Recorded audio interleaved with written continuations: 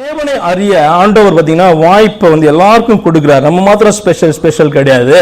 ஏன் நம்ம ஸ்பெஷல் நம்ம நினைச்சுக்கிறோம் அப்படின்னு சொன்னா, நம்மளுடைய இருதயத்தை ஆண்டவர் திறந்துட்டார். ஹல்லேலூயா. நம்முடைய கண்களை ஆண்டவர் திறந்துட்டார். அப்புறம் வெளிச்சம் கிடைச்சதுனால நம்ம ஸ்பெஷல் நம்ம சொல்லிக்கலாம் ஒழிய, ஆண்டவர் பார்த்தீங்கன்னா எல்லாருக்கும் அந்த வாய்ப்புகளை கொடுக்க விரும்புகிறார். ஹல்லேலூயா. பட்சபாதம் உள்ளவர் அல்ல. அதே நேரத்தில் அந்த வாய்ப்புகளை தட்டி கழிக்கிறவர்கள் அல்லது அந்த வாய்ப்பை பெரிதாய் பயன்படுத்தி கொள்ளாதவர்களுக்கு நடக்கிற ஒரு காரியத்தை நான் சொல்லுகிறேன்.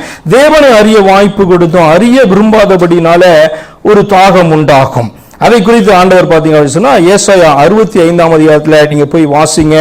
இயேசுவை தெய்வம் என்று ஏற்றுக்கொள்ளாமல் தள்ளியவர்களுக்கு ஒரு தாகம் உண்டாகும். அது என்ன அப்படின்னு சொன்னா, ஏசாயா 65ஆம் அதிகாரம் நீங்க முழுதுமா போய் அப்புறம் வாசிங்க, எனக்கு நேரம் இல்லை. 13ஆவது வசனத்தை மாத்திரம் வாசிக்கலாம்.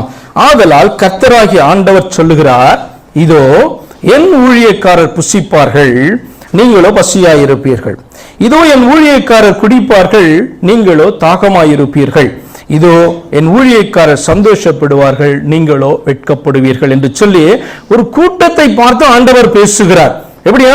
உங்களுக்கு ஒரு பசி உண்டாகும், ஒரு தாகம் உண்டாகும், உங்களுக்கு ஒரு வெட்கம் உண்டாகும். ஆனா என்னை தேடின என் ஜனங்களுக்கோ திருப்தி உண்டாகும், சந்தோஷம் உண்டாகும், களிப்பு உண்டாகும் என்று சொல்லி ஆண்டவர் சொல்றார். ஏன் இப்படி இந்த வார்த்தையை சொல்றார் அப்படின்னு சொன்னா, அதற்கு மேல இருக்க 2வது வசனத்துல, தங்கள் நினைவுகளின்படி நடக்கிற முரட்டாட்டமான ஜனத்தண்டைக்கு நாள் முழுவதும் என் கைகளை நீட்டின. அவர் சொல்றாரு, இவர்கள் முரட்டாட்டம் பண்ற ஜனங்க, என்னை ஏற்றுக்கொள்ளாத ஜனங்க, ஆனாலும் அவர்களை நோக்கி என்னுடைய கரத்தை நாள்தோறும் நான் நீட்டி கொண்டிருக்கிறேன் அப்படின்னு சொல்லி வாய்ப்பை கொடுத்திருக்கிறேன், என்னை வெளிப்படுத்தி கொண்டிருக்கிறேன் என்று சொல்லி அவர் சொல்லுகிறார். அடுத்து 9வது வசனத்தில் சொல்றாரு, யாக்கோபிலிருந்து ஒரு வித்தையும் யூதாவிலிருந்து என் மலைகளை சுதந்திரிப்பவரையும் எழும்ப பண்ணுவேன். ஹல்லேலூயா.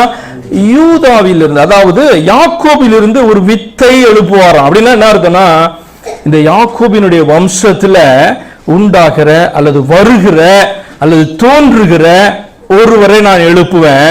அவர் என்ன பண்ணுவேன்? நீ தள்ளுவேன், நீ ரிஜெக்ட் பண்ணிட்ட. அடுத்த வருஷத்தை நீ படிச்சு பார்த்தீங்க அப்படின்னு சொன்னா 10வது வருஷத்துல அவர் அந்நிய தெய்வங்களுக்கு பின்பாக ஓடுவாங்க. யாரை விட்டுட்டு?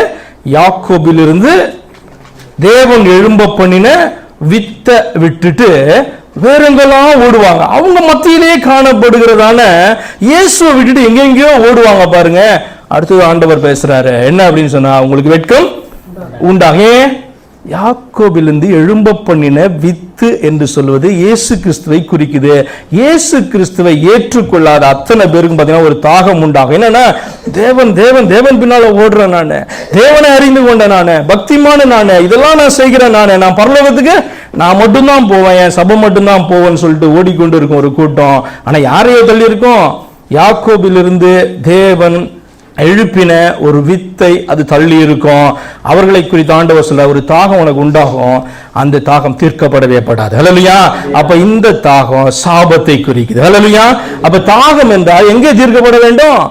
மெய்யான ஜீவ ஊற்றிடத்திலே தீர்க்கப்பட வேண்டும். மெய்யான தண்ணீர் ஊற்றிடத்திலே நீ நடத்தப்பட வேண்டும். அதை நடத்துகிறவர் யார் என்று சொன்னால் இயேசு கிறிஸ்து. ஹல்லேலூயா. அந்த நீரூற்றும் இயேசு கிறிஸ்துவை குடிக்குது. அவர் மட்டும்தான் இந்த காரியத்தை செய்ய முடியும். அப்ப இதுதான் நம்முடைய போக்கஸ். மெய்யான இயேசு யாரு? மெய்யான ஜீவ ஊற்று யாரு? எங்கிருந்துதான் ரட்சிப்பு கிடைக்கும்? எங்கிருந்தான் என்னுடைய இந்த ஆத்தும தாகம் தீர்க்கப்படும் என்பதை நீ அறிந்து கொள்வதுதான் உனக்கு மிகப்பெரிய முக்கியமான ஒரு காரியமாய் காணப்படுது. ஸ்தோத்திரம். ஹல்லேலூயா.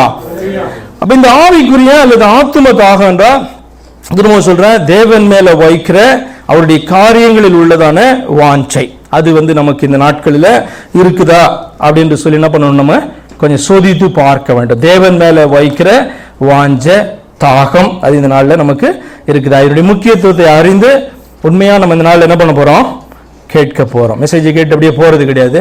ஒருவேளை அந்த தாகம் எனக்குள்ள இல்லை அப்படின்னு சொன்னா, இந்த நாளில் உண்மையா அவரிடத்துல கேட்கும் போது அந்த தாகத்தை நமக்குள்ளாய் அவர் ஏற்படுத்த. அதனாலதான் பாத்தீங்கன்னா ஜெபம் பண்ணும்போது குணமாக்கும் ஆண்டவரை அப்படி சொல்லி நான் ஒரு வார்த்தையை கேட்டேன். அப்படின்னு என்ன அர்த்தம்? தாகம் உண்டாகவில்லை என்று சொன்னா ஏதோ பிரச்சனை இருக்கு ஆத்துமாவில் என்று சொல்லி அர்த்தம். இப்போ சரீரத்தில் நமக்கு தண்ணி குடிக்கிறதுக்கு தண்ணி தாகமே எடுக்கல அல்லது பசியே எடுக்கல, மெடிக்கலி சொல்லுவாங்க ஏதோ வியாதி அப்படி சொல்லுவாங்க. அதே மாதிரி நீங்கள் நார்மலாக தூங்கலை, தூக்கமே வர மாட்டேங்குதுன்னா அதுக்கு என்ன பண்ணுவாங்க? மெடிக்கலி ஒரு வியாதி சொல்லுவாங்கல்ல, இன்சோம்னியாவை ஏதோ சொல்லுவாங்க. அப்போ நார்மலாக தூங்கணுமா? தூங்கணும். நீ இப்போ தண்ணி குடிக்கணுமா? குடிக்கணும். உனக்கு பசி எடுக்கணுமா? எடுக்கணும். அதே போல உன்னை சிருஷ்டித்த உன் தேவன் மேல உனக்கு தாகம் இல்லையா? உனக்கு மறுமையை குறித்து, ரட்சிப்பை குறித்து, பரம காரியங்களை குறித்து ஒரு தாகம் இல்லையா? என்ன பிரச்சனை? நமக்குள்ள ஆத்துமால வியாதி இருக்குன்னு அர்த்தம். என்ன கேட்கணும்? ஆண்டவரே, அவர் மட்டும்தான் குணப்படுத்த முடியும், அவர் மட்டும்தான் நித்திய ஜீவனை கொடுக்க முடியும். அதுக்கு அவர் சொல்லுகிற காரியம் உனக்குள்ள தாகம் வேண்டும். ஹல்லேலூயா. என்னை குறித்த அறிவு உனக்கு வேணும். என்னை நோக்கி என்ன பண்ணணும்? நீ திரும்ப வேண்டும். அப்படி இல்லை என்று சொன்ன, ஆண்டவரே என்னுடைய ஆத்துமாவை குணமாக்கும். இந்த நாளில் ஒரு தாகம் வேண்டும், உண்மை அறிந்து கொள்ள வேண்டும், உம்மிடத்துல நான் வர வேண்டும் என்கிற தாகம் எனக்கு வேண்டும் என்று சொல்லி உண்மையாய் கேட்போம் என்று சொன்னால் கர்த்தர் இந்த நாளில் அந்த தாகத்தை உங்களுக்குள்ளாய் தருவார். ஹல்லேலூயா. ஒரு வாஞ்சைய விருப்பத்தை அவர் உங்களுக்குள்ளாக துவக்குவார். அது போதுமாய் இருக்கும். எதுக்கு? இயேசுவை அறிந்து கொள்ள. ஹல்லேலூயா. இயேசுவை நோக்கி நீங்க பயணம் செய்ய, உங்களுடைய வாழ்க்கை முழுதுமாய் விடுதலையாக அது உங்களுக்கு பிரயோஜனம் உள்ளதாய் காணப்படும்.